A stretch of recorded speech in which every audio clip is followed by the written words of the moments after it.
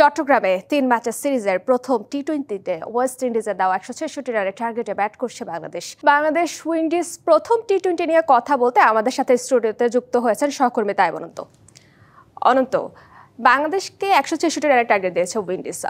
সাম্প্রতিক পারফরমেন্সে টি-20তে আমরা ভালো করছি, এই টার্গেটটা কতটা চ্যালেঞ্জিং আপনি মনে করছেন? আমার কাছে মনে হয় প্রিয়া খুবই চ্যালেঞ্জিং একটা টার্গেট। আপনি যদি দেখেন যে 18 ওভার পর্যন্ত ওয়েস্ট ইন্ডিজকে রীতিমতো ভালো বোলিং করে আটকে রেখেছিল বাংলাদেশ। খুব বেশি উইকেট বাংলাদেশ তুলতে পারেনি, মাত্র 3টা উইকেট তখন পড়েছিল। বাট ওই 4টা বল এবং ওভারঅল লাস্ট যে 6টা বল ফেস করেছেন সেখানে রোহমান পাওয়েল, এই 6টা বলে আসলে ম্যাচের চিত্র পুরোপুরি পাল্টে গেছে। তিনি এই 6 বলে 26 রান নিয়েছেন, 4 বলে 4টা ছক্কা মেরেছেন। আমরা টি-20 ক্রিকেট স্পেশালি আইপিএলে অনেক বেশি শুনি রেইনিং অফ সিক্সেস, একদম ছক্কা বৃষ্টি হয়েছে।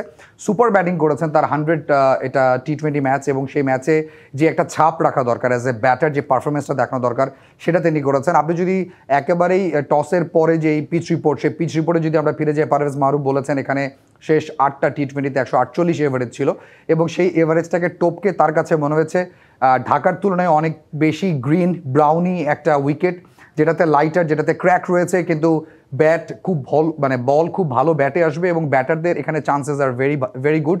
তিনি এটাও মেনশন করেছিলেন যে 165, 160 এটা একটা খুব চ্যালেঞ্জিং টার্গেট হতে পারে। এক্স্যাক্টলি 165 করেছে ওয়েস্ট ইন্ডিজ। তো সবকিছু মিলে আমার কাছে মনে হয় বাংলাদেশের জন্য চ্যালেঞ্জিং।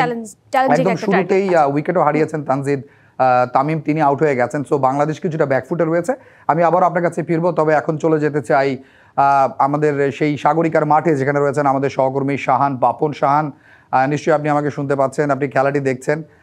আপনার কাছেও আমরা যেতে চাই। আমাদের সাথে আরও যুক্ত হবেন সাবেক প্রধান নির্বাচক মাইনুল, আপনিও আছেন আমাদের সাথে, আপনি খেলাটা দেখছেন। বাংলাদেশ শেষের দিকে এসে বোলিং ইনিংসে কিছুটা পা হুরকে গেছে, এবং 166-র যেই রানটা বাংলাদেশ চেস করছে প্রথম টি-20তে, শুরুতে উইকেটও পড়েছে, সব কিছু মিলিয়ে বাংলাদেশের জন্য এই মুহূর্তে ম্যাচের সিচুয়েশনটা কেমন দেখছেন Mainul? It's a challenging score, 165, because wicket is a two-pace wicket. Wicket is a little on the slower side.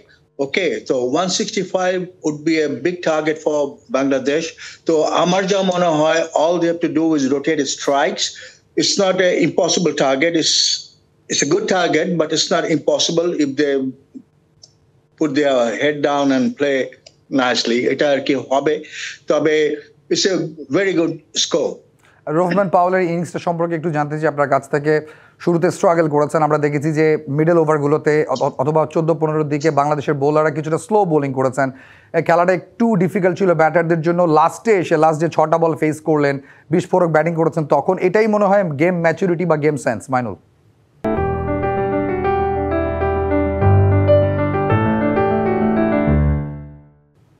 Exactly, because Powell is known for that, for big hitting.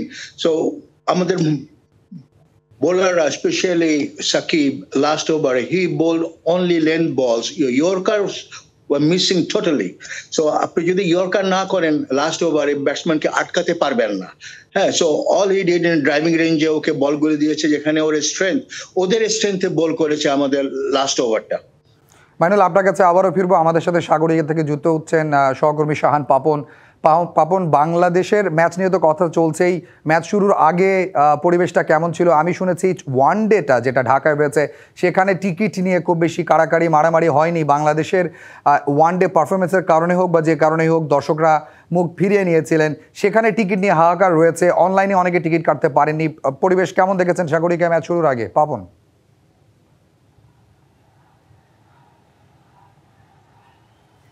ধন্যবাদ। আসলে আমরা যেটা দেখতে পেয়েছিলাম সেটা হচ্ছে প্রচুর দর্শক ছিল গেটের সামনে, এবং সেই দর্শকের সিংহভাগের মাঝে কিন্তু টিকিট ছিল, কিন্তু টিকিট যারা পাননি তাদের মধ্যে একটা হাহাকার যেটা সবসময় দেখা যায়, এখানেও কিন্তু সেটা দেখা গেছে। এবং তাদের কথা শুনে প্রথম যেটা মনে হয়েছিল যে অনেকেই কিন্তু আসলে এই অনলাইন টিকিট সিস্টেমটা বোঝেননি। সবার হাতেই ফোন আছে, সবাই কিন্তু ফেসবুকিং করেন, হোয়াটসঅ্যাপে কথা বলেন, সব কিছু করে থাকেন, কিন্তু টিকিট কাটার যে বিষয়টা, টিকিট কেনার যে বিষয়টা অনলাইন থেকে, সেটা বোধহয় অনেকেই বোঝেননি এবং অনেকেই খুব একটা জানেন না, সেরকমই কিন্তু মনে হয়েছে। কিন্তু পরবর্তীতে আমরা যেটা দেখতে পেলাম যে স্টেডিয়াম একেবারে পুরোপুরি জ্যাম প্যাক, এবং সেখানে তিল ধরনের ঠাঁই নেই। তখন কিন্তু আমরা আসলে যেটা ধারণা করছিলাম যে দর্শকরা আসলে এই অভিযোগটা করেছেন বা করেছিলেন, তারা আসলে অনলাইনে টিকিট সিস্টেমটা আসলে বোঝেননি যে কীভাবে অনলাইন থেকে টিকিট সংগ্রহ করতে হয়। আবার এটাও কিন্তু দেখা গেছে যে অনেকে অনলাইন থেকে টিকিট কিনে সেটা কালোবাজারে বিক্রি করছেন এবং একজনকে পুলিশ কর্তৃক মানে ধরতেও দেখেছে, পুলিশ তাকে ধরে নিয়ে গেছে, এরকম পরিস্থিতিও কিন্তু ঘটেছে। সব মিলিয়ে সাগরিকায় প্রায় 1.5 বছর পর টি-20 খেলা হচ্ছে। এর আগেও কিন্তু খেলা হয়েছে, তবে টি-20 সময়টা ছিল 1.5 বছর।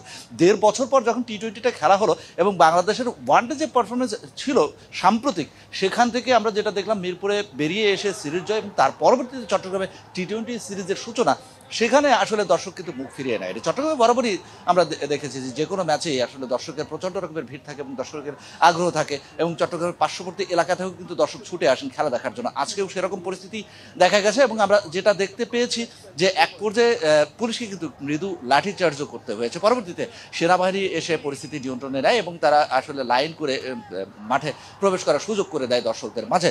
যেটা দিয়ে শুরু করেছিলাম যে আসলে টিকিট সিস্টেম, টিকিট সিস্টেম এখন যারা আসলে বলছেন যে আমরা আসলে টিকিটটা কিনতে পারিনি, সিস্টেমটা বুঝিনি, তারা নিশ্চয়ই এটা থেকে অনুধাবন করবেন এবং পরবর্তী ম্যাচের জন্য নিশ্চয়ই একটা প্রস্তুতি নেবেন কীভাবে টিকিট সংগ্রহ করা যায়। তবে আজকে যে ভিড়টা পরিলক্ষিত হচ্ছে সেখানে যদি একটা চ্যালেঞ্জিং দাঁড়িয়ে বাংলাদেশ। পাপন, আপনাকে ধন্যবাদ।